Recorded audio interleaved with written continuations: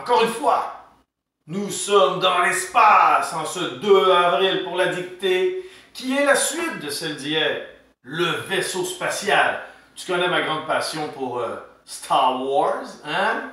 Tu sais que épisode 9 est maintenant disponible, soit en ce qu'on appelle streaming, en écoute en continu. Tu peux aussi prendre la chance, peut-être, d'aller au Costco, trouver la copie en Blu-ray. Mais l'important, regarde-le. C'est un long film. Peut-être pas le meilleur, mais c'est bon. C'est bon. Ça met de la joie dans nos cœurs. Parlons de joie dans nos cœurs, une autre dictée, celle du jeudi. Et ben, on va se le dire, hein, je vais être franc avec toi. Habituellement, le jeudi, je te donne toujours un contrôle qui est plus petit. Ça te permet d'étudier pour le contrôle du vendredi. Donc, ce quiz, on va l'appeler quiz, hein, ce quiz quotidien du jeudi 2 avril. Eh bien, le titre, le vaisseau spatial, partie 2. Le titre, le vaisseau spatial, partie 2.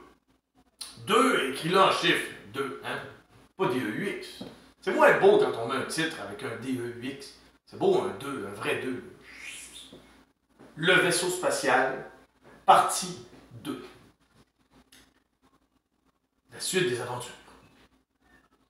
Je te fais la lecture, on n'oublie pas, dictionnaire et Becherel par la suite. Le vaisseau spatial, partie 2. Et ça commence.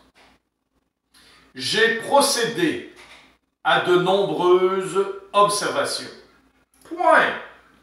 J'ai procédé à de nombreuses observations.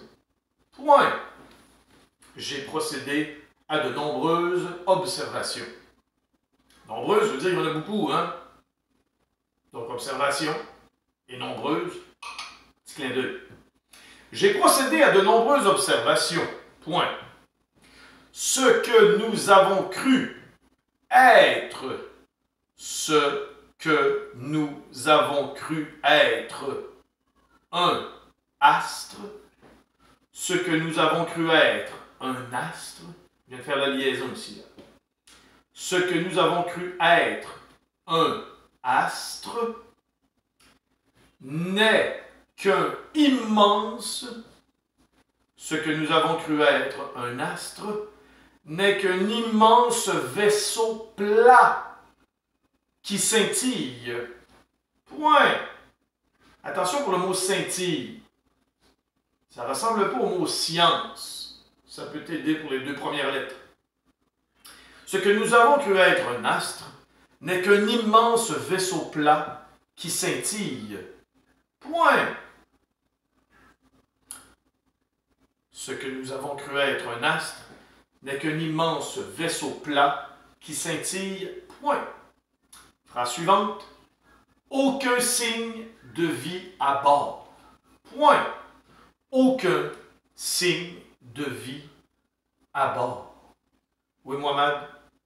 S'il n'y a aucun signe de vie, ça veut dire qu'il y en a 0. Pas besoin de mettre ça au pluriel.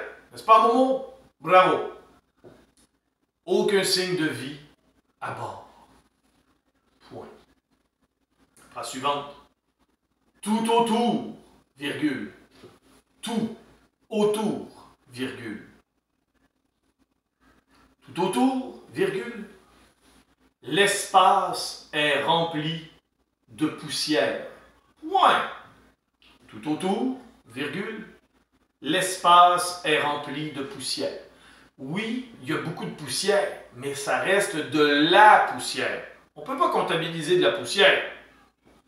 Je te répète, tout autour, virgule, l'espace est rempli de poussière. Oui, de la poussière. Bravo. Vous êtes jeune. Point.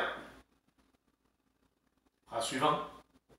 Notre système de communication, notre système de communication est en panne. Notre système de communication est en panne. Point. Notre système de communication est en panne. Point. Suspense. Phrase finale. Je dois faire parvenir un message. Je dois faire parvenir un message à la base terrestre. À la base terrestre. Est-ce qu'on peut dire avait la base terrestre? Non. Je dois faire parvenir un message à la base terrestre pour leur annoncer notre découverte. Point final, monsieur. Je dois faire parvenir un message à la base terrestre pour leur annoncer notre découverte. Point final. C'est la dictée. Tu peux appuyer sur pause. La remettre au début pour l'entendre à nouveau pour être sûr qu'il ne te manque absolument rien. C'est bon? Excellent. Dernier numéro, pas de maths. Pas de verbe aujourd'hui, non? Bien oui, ma belle petite matière préférée, c'est-à-dire l'histoire du Canada et du Québec. Hein, t'aimes ça quand je prends mon gros accent de Chicoutimi, hein? Mais on se parle de la vie il y a 200 ans. Attention, des questions d'ordre général. Tu dois t'en rappeler. Je te donne la permission de fouiller dans ton livre, quand même. Donc, la vie il y a 200 ans, lorsque Mike était jeune. Comment appelle-t-on ce sport d'hiver? Hiver, la saison. Comment appelle-t-on ce sport d'hiver excessivement populaire chez les Britanniques? Comment appelle-t-on ce sport d'hiver excessivement populaire chez les Britanniques? C'est un peu pépère comme sport, par exemple. B. On utilise cet engin pour glisser sur le Mont-Royal. Coureur des bois de l'époque l'utilisait aussi. On utilise cet engin pour glisser sur le Mont-Royal. Bien sûr, en hiver. L'été serait difficile. C. En campagne, le samedi soir, il y en avait beaucoup. Et c'est le violonneux qui mettait l'ambiance. Tourne en rond pour un 7 carré. Comment on appelait ça? Ce genre d'activité. C'est pas le soir, bien sûr. Il y avait de la nourriture, ça dansait solide, hein? Même qu'il devait jouer aux cartes. Dès maintenant, vrai ou faux? Vrai ou faux?